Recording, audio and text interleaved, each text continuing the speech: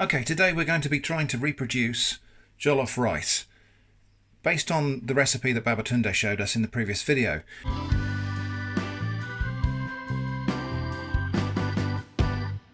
So let's just have a quick rundown of the ingredients I've got. So I'm using chicken instead of turkey. I couldn't get turkey wings, so I'm using chicken wings. Right, then we've got the rice, we've got cucumber, red pepper, onions, tomatoes, tinned marrowfat peas, tomato paste, garlic powder, ginger powder, salt, curry powder, bay leaves, stock cubes, and some Scotch bonnet peppers. Not quite as many as I used last time for the last recipe. That nearly blew my head off. So we've got 4 Scotch bonnets, and I'm hoping that's going to be enough to make it authentic, but not so powerful that I can't eat it. One ingredient that is missing here is dried thyme. I don't have any dried thyme, but I got it fresh in the garden. So let's go and grab some of that now. So hidden away behind my tomato plants down there, that's Turkish thyme. So we'll pick a couple of pieces of that, and yeah, that should be enough. Okay, so we've got our thyme now. Let's get started. So the first thing to do is going to be to joint and boil this chicken. So in the UK, we don't wash chicken. And the reason for that is the advice we're given is not to wash chicken because it can splash contaminants around the sink area in the kitchen. So we don't wash chicken here. That's normal and that's government advice. So I'm going to be following that. So I've just jointed this chicken into individual pieces and we'll put it in the pan there. So put a few bits of onion in the pot. We have a couple of bay leaves. My next door neighbour has a bay tree that overhangs my garden, and she's quite happy for me to just pull off leaves when I want them. They did actually prune the tree recently, and they gave me all the branches that they pruned off. So I just let them dry in the garage. I've got loads of bay leaves now, it's cool. So also in this pan with the chicken, we've got to put a stock cube. These are only tiny stock cubes, but I'm only making like a half portion of jollof rice here anyway, so I do need to make sure I don't overdo the seasoning. If you can hear the dog making noises in the background, I apologise for that. She's now carpet swimming. So, got a stock cube. We're going to have a little bit of curry powder. This is a mild curry powder, but the heat is going to come from the Scotch bonnet peppers. So a little bit of curry powder. I couldn't get combined ginger and garlic, so I've got those two things separately.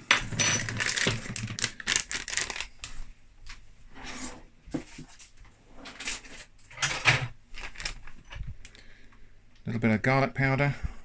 Well, most of that went straight in the pan. Seems about right. Maybe a bit too much, but never mind.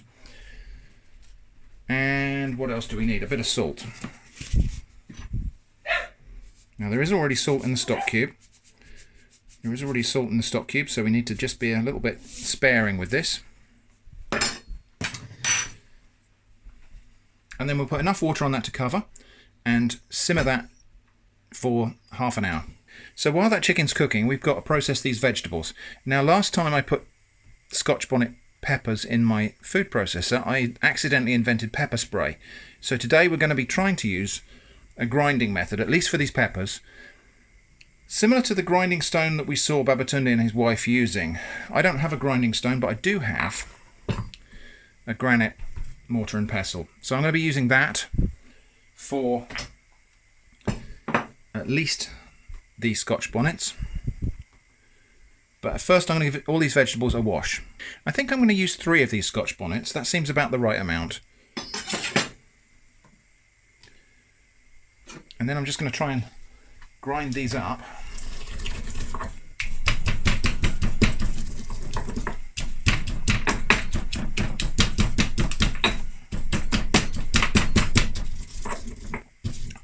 That's still catching me in the throat, so I think I might switch to the food processor in a minute and just take the hit. Yeah, right. Well, that's a lot of hard work. I'm going to switch to the food processor. Right, so in the food processor here, we're going to have 3 large tomatoes, about an onion and a half, 3 Scotch bonnet peppers, and all of that sweet bell pepper. I'm going to see how that looks, and we might adjust that in a minute when it's blended.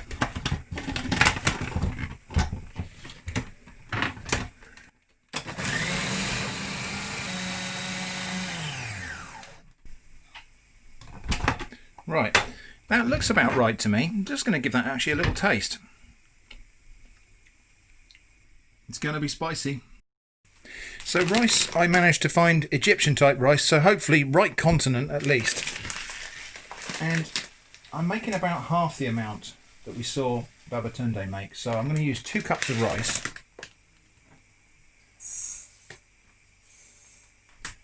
And we're going to wash this rice. Now, this rice is interesting. It's kind of like halfway between a long and short grain rice. So let's just get a close look at that.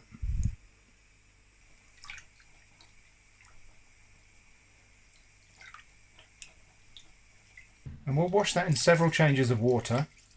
Chicken's been cooking for about half an hour. So now we're going to drain that, but reserve the stock. Since I have an abundance of bay leaves, I'm not going to reuse the same ones. They've served their purpose, cooked some flavour into that stock and chicken. We'll use some fresh bay leaves when we make the main dish. So I'm going to set this chicken aside to cool down a little bit and to allow the moisture to evaporate from it. Let it steam a bit so that when I put it in the hot oil to fry it, it won't spit too much, hopefully. Okay, we know that our oil is more or less up to temperature because the onion we put in there is sizzling.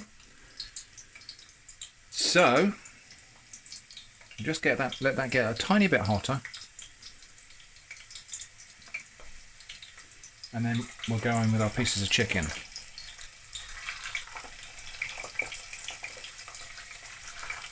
Just a few at a time so we don't overwhelm the temperature of the oil.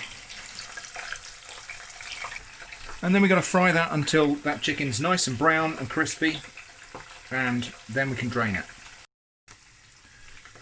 About 7 or 8 minutes in now, and that chicken's really starting to look almost there. We're just going to give it a little bit longer because I really want to get some nice browning on the outside. Okay, camera wasn't rolling for some reason when I took the chicken out, but there you go. So the chicken's nicely crisped up. So this is now really the run up to the final dish. So we're going to have a little bit of that oil from frying the chicken, and then we go in again with some onions. I'm going to fry them till they're crispy. Okay, that's it. I'm going to turn the heat right down because the tomato paste is going to go in.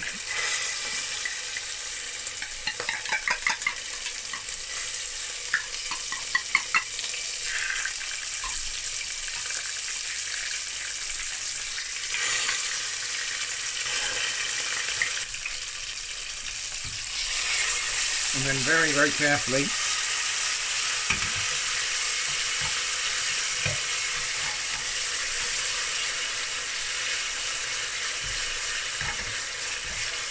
okay, tomato puree is now been fried a little bit, so we're going to go in with the chicken stock.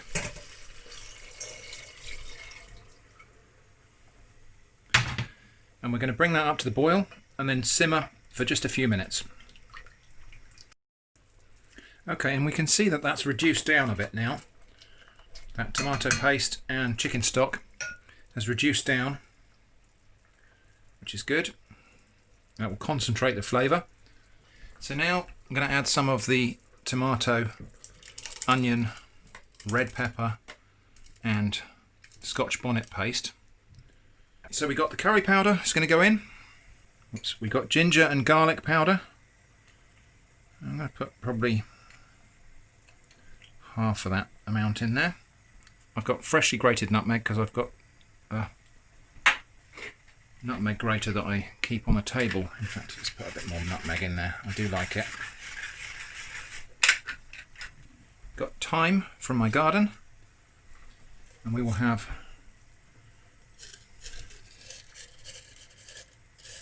another few bay leaves in there. Put a couple of these little stock cubes in here. These are quite salty stock cubes, so I'm going to be cautious. So just going to give that a chance to cook those spices down, and then we'll give it a taste for seasoning. Now that's been just simmering a few minutes. Let's just give that a little taste for the seasoning level.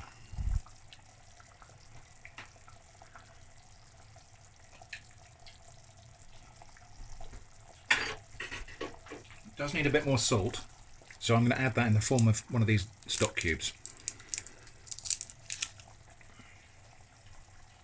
Now this might seem like a lot of salt, but this is going to cook probably 4 portions of rice, and rice really soaks up flavour. So we've got to do everything we can to build this flavour before we put the rice in. Okay, so now the rice. And we're just going to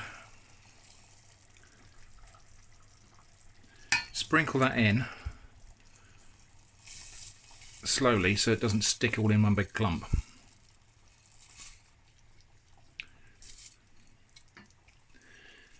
Now I didn't add extra water because I've actually got quite a lot of vegetable juice here from those tomatoes. They're quite watery tomatoes.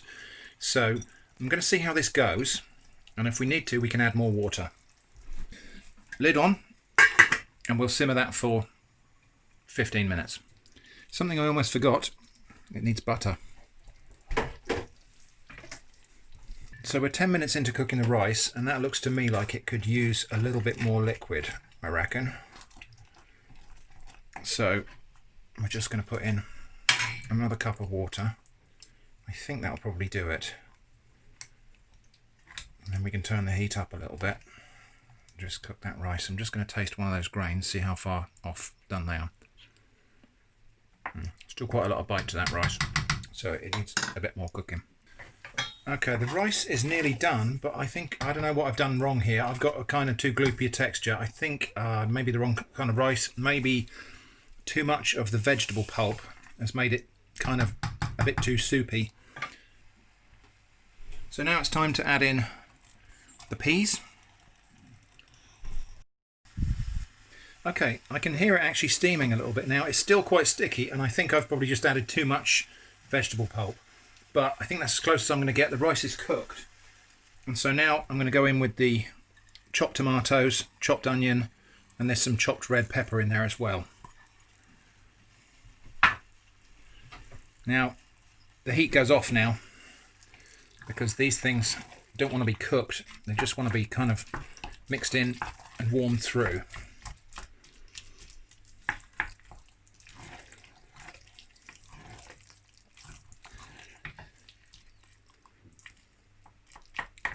Yeah, that's not the right texture. That's more like risotto, really.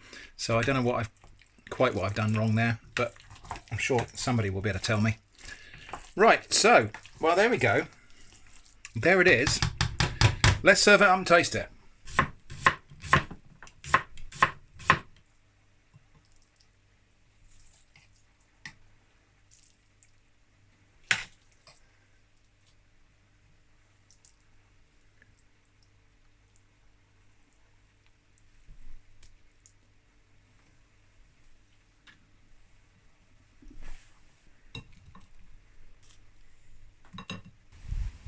Well, here it is. I think I've probably went overboard with something or other.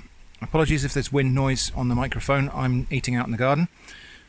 Yeah, I think I've gotten the texture a bit too sticky here, but hopefully I got all the flavours right. So let's give this a good taste.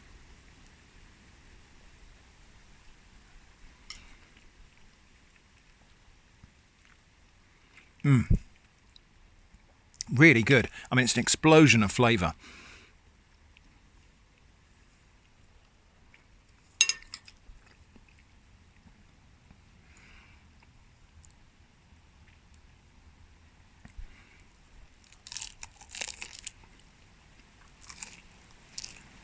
Okay, so what's it like? Well, I went into this expecting it might be a bit like risotto or paella, and it kind of is a little bit, but it's not. The flavour, I think the key difference is this is just exploding with flavour, and there's a chili heat there, but all those other spices, the ginger, the garlic, the nutmeg, it makes this into something that's quite different, really, from a European rice dish. So, really tasty. I will be making this again for sure. The chili heat is just the right level for me.